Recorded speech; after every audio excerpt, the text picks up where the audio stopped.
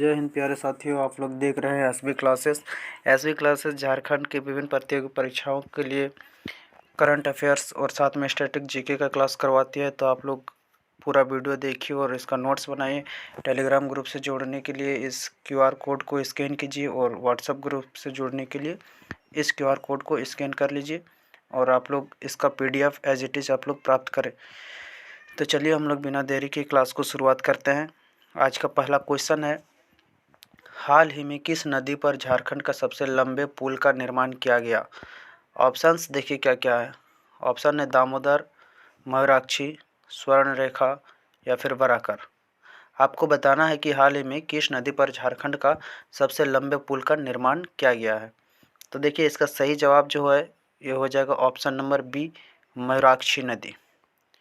मयूराक्षी नदी पर जो है नवनिर्मित झारखंड का सबसे लंबा पुल, जिसकी लंबाई कितनी है अगर पूछा जाए लंबाई, तो इसकी लंबाई है 2.34 किलोमीटर। इसका उद्घाटन किया गया और इसमें लागत आई है 198.11 करोड़ की लागत आई है इसमें।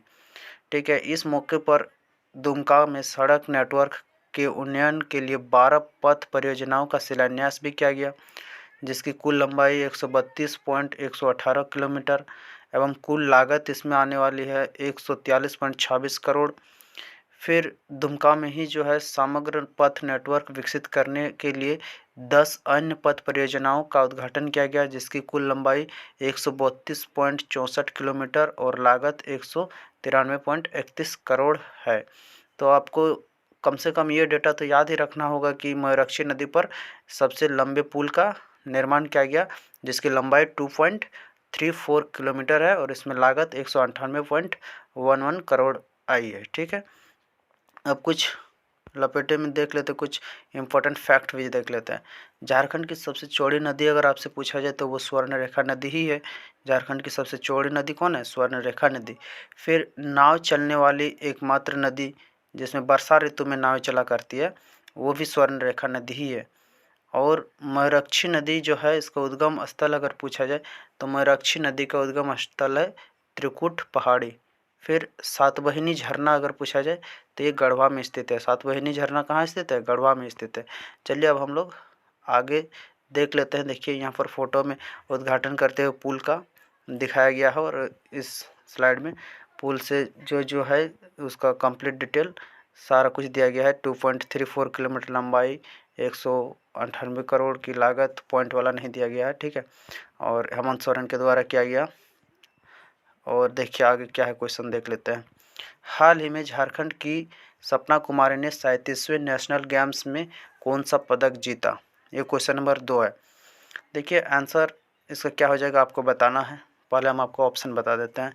हाल ही में जो झारखंड की सपना कुमारी है 37वें नेशनल गेम्स में कौन सा पदक जीता है? तो ऑप्शन देखिए, option A bronze, option B gold, C silver, D कोई पदक नहीं जीता है। तो आपको इसका आंसर बताना है। तो देखिए झारखंड की सपना कुमारी जो है इन्होंने कांस्य पदक यानी ब्रॉन्ज मेडल जीता है। ठीक है, तो इसका सही जवाब क्या हो जाएगा? Option A bronze medal. ठीक है, अब देखिए कुछ इंपॉर्टेंट फैक्ट इसी से रिलेटेड देख लेते हैं। सपना कुमारी जो है इन्होंने 100 मीटर की बाधा दौड़ में झारखंड की है ये, तो इसमें इन्होंने ये पदक जीता है और यह दौड़ 13.42 सेकंड में ये दौड़ कंप्लीट की है। ठीक है, यह झारखंड के लिए एथलीट का पहला पदक है। कौन सा? सपना कुमारी द्वारा जीता गया ये पदक जो है झारखंड के लिए एथलेटिक्स का पहला पदक है। ठीक है, और गोवा में आयोजित 37वें राष्ट्रीय खेल में झारखंड के राणा प्रताप सिंह ने 200 मीटर ब्रेथ स्ट्रोक में रजत पदक जीता है। इसको भी आप लोग ध्यान में रखिएगा। यहाँ पर देखिए चार्ट दिया गया है कौन। ठीक है, तो चलिए अब हम लोग आगे बढ़ते हैं। देखिए 38वें राष्ट्रीय खेल का आयोजन अगर आपसे पूछा जाए कि कहाँ होगा तो ये 38वें राष्ट्रीय खेल का आयोजन जो है उत्तराखंड में होगा। ठीक है, फिर लोहा गलाने वाली जनजाति अगर पूछा जाए कि कौन सी जनजाति है जो लोहा गलाने का काम करती है तो वो कोल जनजाति है जो कि लोहा गलाने का काम करती है। ठीक है, जनजातीय परामर्शदात्री परिषद का गठन कब किया गया अगर आपसे पूछा जाए तो ये 2005 में जो है जनजातीय परामर्शदात्री परिषद का गठन किया गया। फिर नकली औषधि की बिक्री पर रोक लगाने के लिए कौन सा अभियान है? तो ऑपरेशन धन्वंतरी। ऑपरेशन धन्वंतरी जो है ये नकली दवाइयों पर रोक लगाने के लिए ये अभियान चलाया गया, नकली दवाइयों की बिक्री को प्रतिबंधित करने के लिए। ठीक है, आगे हम लोग देख लेते हैं क्वेश्चन नंबर 3 में क्या है। तो तीसरा क्वेश्चन है कि हाल ही में आयोजित एशियाई महिला चैंपियंस ट्रॉफी 2023 का विजेता टीम कौन है? तो आपको बताना है, ये काफ़ी इंपॉर्टेंट सवाल है। ठीक है, तो इसको ध्यान में रखिए। देखिए ऑप्शन है जापान, भारत, चीन या फिर कोरिया। आपको बताना है कि इनमें से कौन सी टीम है जो कि महिला चैंपियंस ट्रॉफी 2023 की विजेता टीम है। तो इसका सही जवाब देखिए हो जाएगा भारत। भारत ने इस ट्रॉफी को जीता है। देखिए फाइनल मैच जो है भारत वर्सेस जापान के बीच खेला गया था। ठीक है, देखिए महिला एशियाई चैंपियंस ट्रॉफी हॉकी का जो है 2023 का, ये भारतीय महिला टीम ने जापान को हराकर दूसरी बार खिताब जीता है। भारत की तरफ से संगीता कुमारी, नेहा लालरेमसियामी और वंदना कटारिया ने गोल किया था। ठीक है, भारतीय हॉकी टीम ने महिला एशियन चैंपियंस ट्रॉफी 2023 के फाइनल में जापान को 4-0 से हराकर खिताब अपने नाम कर लिया। ठीक है, देखिए इसका आयोजन जो है, इस हॉकी खेल का आयोजन जो है कहाँ पर हुआ था अगर आपसे पूछा जाए तो इसका आयोजन मारांगोम के Jaipal Singh astroturf hockey stadium यहाँ पर हुआ था। ठीक है, देखिए मारांगोम के ये जयपाल सिंह को ही कहा जाता है, जयपाल सिंह मुंडा, जो कि एम्स्टर्डम हॉकी का 1928 में जो ओलंपिक हुआ था उसका कैप्टन रह चुके थे मारांगोम के, यानी जयपाल सिंह मुंडा। ठीक है, अब देखिए 27 अक्टूबर से 5 नवंबर तक ये गेम चला। इसका शुभंकर अगर आपसे पूछा जाए तो ये जूही इसका शुभंकर था। ठीक है, और इसमें भाग लेने वाले कितने देश थे? तो 6 देश जो है इसमें भाग लिए थे इस खेल में। वो 6 देश कौन कौन से हैं पहले हम आपको पहले क्लास में बता चुके हैं, इससे पहले जो क्लास हुआ था उसमें फिर से आप देख लीजिए। भाग लेने वाले देश हैं China, Korea, Japan, Malaysia, Thailand और भारत, जिसमें कि भारत की टीम विजेता रही। ठीक है, अब देखिए चौथा क्वेश्चन क्या है। हाल ही में HEC का नया CMD किसे नियुक्त किया गया?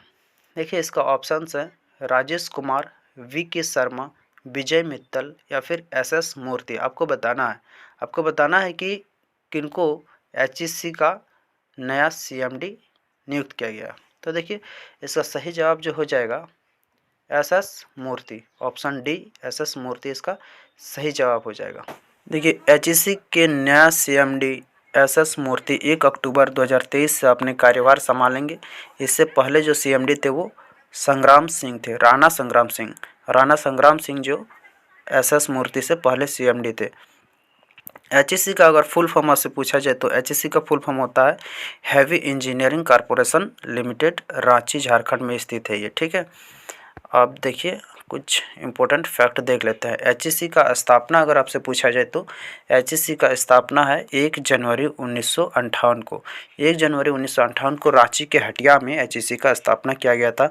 और ये HEC का काम क्या है? तो HEC जो है ये भारी मशीन उत्पादन करता है। HEC जो है भारी मशीनों का उत्पादन करता है। यह कुछ नेशनल हाईवे है जिसका नाम चेंज हो गया है, तो आप लोग इसको ध्यान से देखिए। NH2 को अब NH19 कहा जाएगा, NH2 को अब NH19 कहा जाने लगा है। NH33 का नया नाम NH22 रखा गया है और NH100 का नाम NH522 कर दिया गया है और NH99 को NH22 कर दिया गया। देखिए यहाँ पर ध्यान देने वाला बात यह है कि NH33 और NH99 यानी दोनों को NH22 नाम रखा गया है। ठीक है, और झारखंड का लाइफलाइन अगर पूछा जाए कौन से NH को कहा जाता है तो NH33 को झारखंड का लाइफलाइन कहा जाता है। चलिए हम लोग पाँचवें क्वेश्चन की ओर बढ़ते हैं और इससे पहले आपको जानकारी दे दें कि हम लोग का 5 क्लास हो चुका है, तो अब बैक टू बैक पाँचों क्लास का एक सारा MCQ जो है वो आप लोगों को रिवीजन के तौर पर कराया जाएगा। 50 क्वेश्चन का MCQ जो है कराया जाएगा। ठीक है, एक साथ करंट अफेयर्स का, तो आप लोग उस क्लास से ज़रूर जुड़िएगा। 2-4 दिन के अंदर वो वीडियो आ जाएगी। ठीक है, हम लोग बढ़ते हैं पाँचवें क्वेश्चन की ओर। तो देखिए पाँचवा क्वेश्चन क्या है। झारखंड पुलिस और CRPF ने किस पहाड़ को नक्सल मुक्त कराया था जिसके कारण इन्हें स्पेशल ऑपरेशन अवार्ड से सम्मानित किया जाएगा? देखिए एक पहाड़ था जो कि नक्सली से हालांकि झारखंड में तो नक्सल एरिया काफ़ी है, तो एक पहाड़ जो है इनमें से ऑप्शन में देखिए पारसनाथ पहाड़, बूढ़ा पहाड़ और लुगुबुरु पहाड़ और सारंडा पहाड़, इनमें से एक पहाड़ ऐसा है जिसको झारखंड पुलिस और सीआरपीएफ ने नक्सल मुक्त कराया था, जिसके कारण अब इन्हें स्पेशल ऑपरेशन अवार्ड से सम्मानित किया जाएगा। तो आपको बताना है कि वो पहाड़ कौन सा है। तो देखिए इसका ऑप्शन हम आपको बता दें, अब इसका आंसर बता देते हैं। इसका आंसर हो जाएगा ऑप्शन नंबर बी, बूढ़ा पहाड़। ठीक है, झारखंड का बूढ़ा पहाड़ इलाका इसी साल की शुरुआत में नक्सल मुक्त हो चुका है। इसी साल की शुरुआत में मतलब 2023 के शुरुआती स्टेज में ही नक्सल मुक्त हो चुका है। वहाँ बीते 32 सालों से नक्सलियों का कब्जा था। इस काम को झारखंड पुलिस और सीआरपीएफ ने ऑपरेशन ऑक्टोपस चलाकर अंजाम दिया था। देखिए आपको ये क्वेश्चन भी पूछा जा सकता है कि बूढ़ा पहाड़ को नक्सल मुक्त कराने के लिए कौन सा ऑपरेशन चलाया गया। तो आपको ध्यान में रखना होगा कि ऑपरेशन ऑक्टोपस चलाकर इस बूढ़ा पहाड़ को नक्सली से मुक्त कराया गया। ठीक है, अब इन ऑपरेशन में शामिल पुलिस वालों को केंद्रीय गृह मंत्रालय की तरफ से सम्मान मिलेगा। ठीक है, राज्य की पुलिस के 16 पदाधिकारी और कर्मियों के साथ साथ सीआरपीएफ के 51 पदाधिकारियों को मेडल से सम्मानित किया जाएगा। देखिए कुछ इम्पोर्टेंट फैक्ट भी देख लेते हैं। Operation green Hunt, operation green Hunt ये भी नक्सलियों के विरुद्ध 2009 में चलाया गया था। ऑपरेशन जंगल, ऑपरेशन जंगल भी नक्सलियों के विरुद्ध गढ़वा में चलाया गया था। ऑपरेशन मुस्कान, ये लापता बच्चों को ढूंढने के लिए ऑपरेशन मुस्कान चलाया गया। फिर ऑपरेशन ट्राइडेंट, ये ऑपरेशन ट्राइडेंट जो है रांची और सरायकेला खरसावा में नक्सलियों के विरुद्ध इसको भी चलाया गया था। ठीक है, ऑपरेशन कॉम्ब अगर पूछा जाए तो ऑपरेशन कॉम्ब जो है धनबाद रेलवे स्टेशन पर डकैती को रोकने के लिए ऑपरेशन कॉम्ब चलाया गया। फिर से एक बार देख लीजिए, ऑपरेशन ग्रीन हंट नक्सलियों के विरुद्ध 2009 में, ऑपरेशन जंगल ये भी नक्सलियों के विरुद्ध गढ़वा में, ऑपरेशन मुस्कान लापता बच्चों को ढूंढने के लिए, ऑपरेशन ट्राइडेंट रांची और सरायकेला खरसावा में नक्सलियों के विरुद्ध, और operation comb Dhanbad railway station पर डकैती रोकने के लिए। अब बढ़ते हम लोग अगले क्वेश्चन की ओर। देखिए अगला क्वेश्चन है, हाल ही में गोवा में आयोजित 37वें नेशनल गेम्स में झारखंड को कितने पदक मिले हैं। ये क्वेश्चन नंबर 6 है। आपको बताना है कि हाल ही में जो है गोवा में आयोजित जो हुआ था 37वें नेशनल गेम्स, उसमें झारखंड को कितने पदक मिले हैं। ऑप्शन ए है 30, ऑप्शन बी है 34, ऑप्शन सी है 28, ऑप्शन डी है 25। चलिए आप लोग बताइए कितने पदक जीते हैं झारखंड ने। तो आपको बता दें कि इसका सही जवाब हो जाएगा 25, ऑप्शन डी 25 पदक जो है झारखंड ने जीते हैं 37वें नेशनल गेम्स में, जिसका आयोजन गोवा में हुआ है। ठीक है, देखिए 37वें राष्ट्रीय खेल गोवा में झारखंड के खिलाड़ियों ने 6 स्वर्ण पदक यानी गोल्ड मेडल 6, 5 रजत और 16 कांस्य समेत 25 पदक जीता। और उसका शुभंकर अगर पूछा जाए कि 37वें राष्ट्रीय खेल जो गोवा में आयोजित हुआ उसका शुभंकर क्या है, तो देखिए उसका शुभंकर हो जाएगा मेगा। यहाँ फोटो में आपको साफ साफ दिखाई दे रहा है, ये मेगा इसको। ठीक है, अब देखिए कुछ इंपॉर्टेंट फैक्ट देख लेते हैं। झारखंड में सीबीएसई के 80 उत्कृष्ट विद्यालय खोला जाएगा। अगर आपसे पूछा जाए कि झारखंड में कितने उत्कृष्ट विद्यालय सीबीएसई के खोले जाएंगे, तो इसका जवाब हो जाएगा 80। ठीक है, श्री बंशीधर महोत्सव अगर पूछा जाए कि कहाँ आयोजित किया गया है, श्री बंशीधर महोत्सव, तो ये गढ़वा में। ठीक है, कोल इंडिया के नए चेयरमैन पीएम प्रसाद, कोल इंडिया के नए चेयरमैन किसको बनाया गया, पीएम प्रसाद। ये फोटो में आपको दिख रहा है, पीएम प्रसाद जी हैं ये। ठीक है, queen of international tourism award किसको मिला है, तो queen of international tourism award Angela Merina को मिला है, जो कि रांची की रहने वाली है। देखिए फोटो में आपको दिखाया गया है एंजेला मेरिना का फोटो। ठीक है, अब हम लोग क्वेश्चन नंबर 7 की ओर बढ़ते हैं। क्वेश्चन नंबर 7 में क्या है, देखिए हाल ही में झारखंड के कितने खिलाड़ी का चयन जूनियर भारतीय महिला हॉकी टीम में किया गया है, आपको बताना है। देखिए ऑप्शन ए है 3, ऑप्शन बी है 4, ऑप्शन सी है 5, ऑप्शन डी है 6। आपको बताना है कि कितने झारखंड के खिलाड़ी हैं जिनका चयन जो है जूनियर भारतीय महिला हॉकी टीम में किया गया। तो देखिए इसका सही जवाब हो जाएगा 3 खिलाड़ियों का चयन किया गया, ऑप्शन ए। ऑप्शन ए में क्या है, 3 खिलाड़ी। ठीक है, तो देखिए कुछ देख लेते हैं वो 3 खिलाड़ी कौन कौन है, क्या है। हाल ही में जूनियर भारतीय महिला हॉकी टीम में 3 खिलाड़ियों का चयन किया गया है, और ये खेल जो है 29 नवंबर से 10 दिसंबर तक चलने वाला है। और वो 3 खिलाड़ी कौन कौन है, तो देखिए दीपिका, महिमा और रोपनी, ये तीनों खिलाड़ी झारखंड की है और आपको फ़ोटो में साफ साफ दिखाई दे रहा है। अब चलिए हम लोग कुछ इंपॉर्टेंट फैक्ट जान लेते हैं। JAPCC, यानी देखिए JAPCC का फुल फॉर्म अगर आपसे पूछा जाए तो वो हो जाएगा Jharkhand state action plan on climate change. तो देखिए Jharkhand state action plan on climate change द्वारा जलवायु परिवर्तन पर राष्ट्रीय योजना जारी किया गया है। तो ये कब किया गया, तो देखिए 30 जून 2008 को इसका सही जवाब हो जाएगा, 30 जून 2008।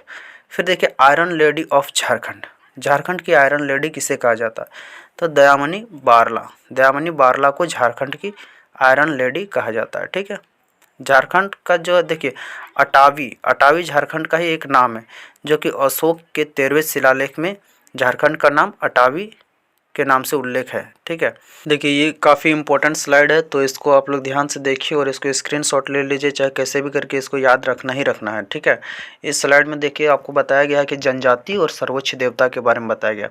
देखिए कुछ जनजाति है और उनके सर्वोच्च देवता है। ठीक है, देखिए पहले क्या है, सोरिया पहाड़िया बोड़ो गोसाई, यानी कि सोरिया पहाड़िया का जनजाति जो है सोरिया पहाड़िया, इसका सर्वोच्च देवता हो जाएंगे बोड़ो गोसाई। परहिया जनजाति का सर्वोच्च देवता धरती, धरती को ये लोग अपना सर्वोच्च देवता मानते हैं। फिर बथुड़ी जनजाति पोला ठाकुर को अपना सर्वोच्च देवता मानते हैं। फिर है खड़िया जनजाति, जो है खड़िया जनजाति गिरिंग को अपना सर्वोच्च देवता मानते हैं। चलिए अब हम लोग आगे बढ़ते हैं, 8वां क्वेश्चन है। 8वां क्वेश्चन देखिए क्या है, हाल ही में पशुओं के लिए झारखंड का पहला अस्पताल का उद्घाटन किसने किया। देखिए पशुओं के लिए झारखंड में एक अस्पताल, ठीक है, बनाया जा रहा है, तो इसका उद्घाटन जो है किसने किया, झारखंड का पहला अस्पताल होने जा रहा है, तो इसलिए ये इम्पोर्टेंट हो जाता है। ठीक है, अब इलाज होगा नहीं होगा, क्या होगा, घोटाला होगा नहीं होगा, ये सब तो नेता मंत्री जाने, लेकिन हम लोग को तो करंट अफेयर्स जब आया है तो याद करना ही पड़ेगा, है कि नहीं। ठीक है, चलिए देखिए ऑप्शन है CP राधाकृष्णन, बादल पत्रलेख, या फिर हेमंत सोरेन, या फिर शिबू सोरेन। आपको बताना है कि किसने जो है झारखंड का पहला अस्पताल जो पशुओं के लिए है उसका उद्घाटन किया। तो इसका सही आंसर हो जाएगा Badal Patralekh, option B. Option B Badal Patralekh जो है सही ऑप्शन, इसका सही जवाब हो जाएगा। ठीक है, बादल पत्रलेख कौन है, तो आइए देखते हैं इसके इर्द गिर्द में। पशुपालन और सहकारिता मंत्री बादल पत्रलेख, यानी कि बादल पत्रलेख कौन है, पशुपालन और सहकारिता मंत्री हैं। ठीक है, तो इन्होंने ही इस अस्पताल का उद्घाटन किया है। झारखंड के सभी प्रखंडों और 23 जिलों में अस्पतालों के कायाकल्प का प्रयास किया जा रहा है। जल्द ही 236 पशु एम्बुलेंस की शुरुआत होगी। पहले 23 और बाद में 66 नए पशु चिकित्सकों की नियुक्ति की गई है। देखिए यहाँ इंसान बीमार होता है तो जल्दी एम्बुलेंस आता नहीं है, पशुओं के लिए पता नहीं है, तो हमको नहीं लग रहा है क्या। ठीक है, जो भी है करंट अफेयर्स का सवाल है तो हम लोग को पढ़ना पड़ेगा। इस अस्पताल से पशुपालक कॉल और वीडियो कॉल करके डॉक्टर से परामर्श ले सकते हैं। यदि पशु बीमार पड़े तो मोबाइल नंबर भी दिया गया है 9431389674 पर फ़ोन करके टेलीमेडिसिन की सुविधा भी ले सकते हैं। चलिए ठीक है, जो भी है आगे इम्पोर्टेंट फैक्ट देख लेते हैं। भारतीय कृषि अनुसंधान संस्थान जो है हजारीबाग में है, इसका स्थापना 2015 में किया गया है। देखिए CNT एक्ट 1908 का ब्लूप्रिंट कौन तैयार किया था, आपसे अगर पूछ ले कि CNT एक्ट 1908 का ब्लूप्रिंट कौन तैयार किया था, तो वो हो जाएंगे answer John F Hoffman. John F Hoffman ने CNT एक्ट 1908 का ब्लूप्रिंट तैयार किया था। झारखंड में आयुर्वेदिक अस्पतालों की संख्या अगर पूछा जाए तो झारखंड में आयुर्वेदिक अस्पतालों की संख्या 110 है। फिर आगे देखिए क्या, अपना देश और अपना राज्य का नारा किसने दिया था। अपना देश और अपना राज्य का नारा जो है संथाल विद्रोह के टाइम दिया गया था। ठीक है, अब देखिए आगे है सबसे अधिक कुष्ठ रोगी कहाँ है।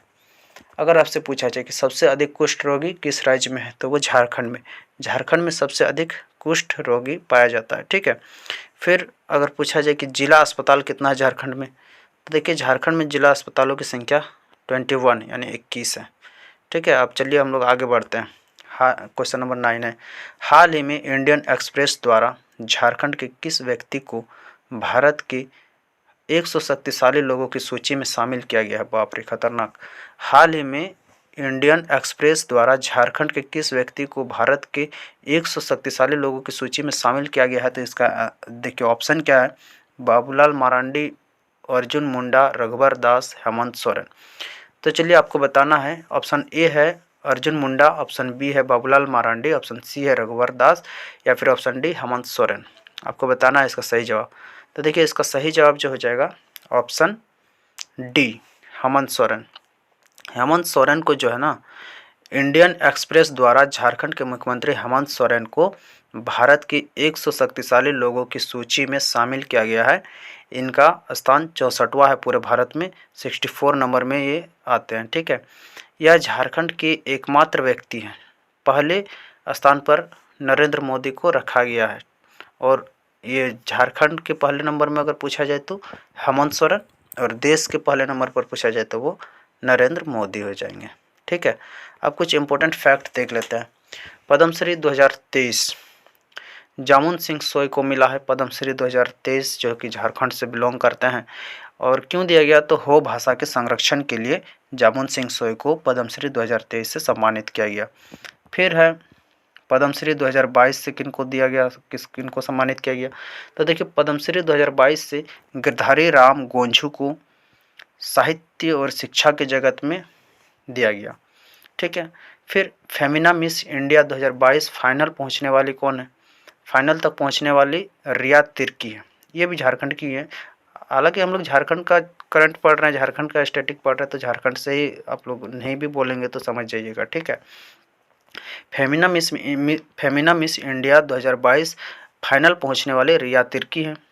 फीफा महिला विश्व कप 2022 में भारतीय टीम के कप्तान जो है अष्टम उरांव, जो कि गुमला से संबंधित है, यानी कि गुमला से आते हैं, ये बिलोंग करते हैं अष्टम उरांव। और ये जो है अष्टम उरांव महिला फीफा जो है विश्व कप 2022 में भारतीय टीम के कप्तान रह चुकी है। ठीक है, आज का लास्ट क्वेश्चन आज हम लोग देख लेते हैं, क्या है 10वां क्वेश्चन। हाल ही में झारखंड को समग्र शिक्षा अभियान के तहत केंद्र सरकार द्वारा कितने रुपए दिए गए हैं? ठीक है, समग्र शिक्षा अभियान के तहत झारखंड को कितने रुपए दिए गए हैं भारत सरकार के द्वारा? केंद्र सरकार यानी भारत सरकार के द्वारा। ठीक है, तो ऑप्शंस देखिए, ए नंबर में है 2279 करोड़, 2580 करोड़, या फिर 3070 करोड़, या फिर 2022 crore.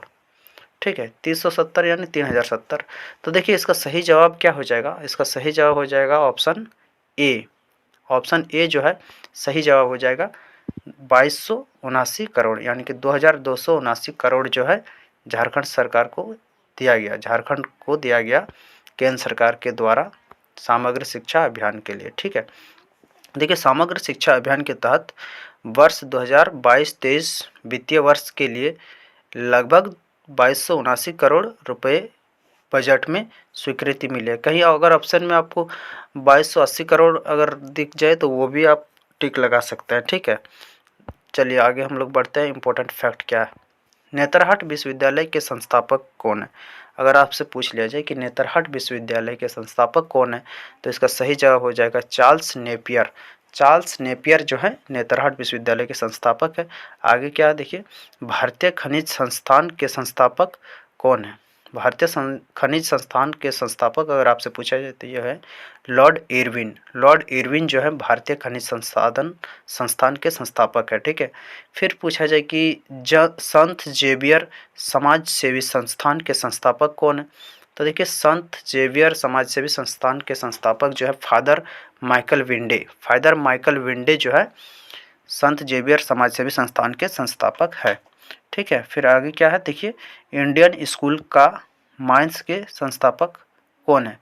Indian school of mines के संस्थापक जो है लॉर्ड इरविन है। यहाँ पर थोड़ा टाइपिंग मिस्टेक है। इंडियन स्कूल ऑफ माइंस के संस्थापक अगर आपसे पूछा जाए तो वो लॉर्ड इरविन हो जाएंगे। ठीक है, फिर है फूलो झानो मेडिकल कॉलेज। फूलो झानो या फूलो झानो भी लिखा हुआ कहीं पर मिल सकता है आपको। फूलो झानो मेडिकल कॉलेज जो है दुमका में है। ये 2019 में इसका स्थापना किया गया था। ठीक है, तो देखिए आज का क्लास यहाँ ख़त्म हो जाता है। अब हम आपको question of the day they देते हैं, और इस क्वेश्चन का जवाब जो है आपको कमेंट बॉक्स में लिखना है। तो आप कमेंट बॉक्स में ज़रूर लिखिए, और चैनल को सब्सक्राइब कर लीजिए, लाइक शेयर कीजिए, और वीडियो को ज़्यादा से ज़्यादा शेयर कर दीजिए अपने दोस्तों के बीच ताकि उनको भी पता चले। ठीक है, आप देखिए ये क्वेश्चन ऑफ द डे का जवाब दे देना है और ये फिर से हम आपको ये QR कोड दे देते हैं व्हाट्सएप ग्रुप के लिए, और ये जो QR कोड है ये है आपका टेलीग्राम ग्रुप के लिए। तो टेलीग्राम ग्रुप से जुड़ने के लिए और इसका PDF प्राप्त करने के लिए टेलीग्राम ग्रुप में इसका PDF मिल जाएगा। तो आप टेलीग्राम ग्रुप में ज़रूर से ज़रूर जुड़िए। ठीक है, चलिए मिलते हैं नेक्स्ट क्लास में। एक रैपिड रिवीजन का क्लास रहेगा आपका 50 क्वेश्चन का। ठीक है, चलिए, जय हिंद, जय भारत।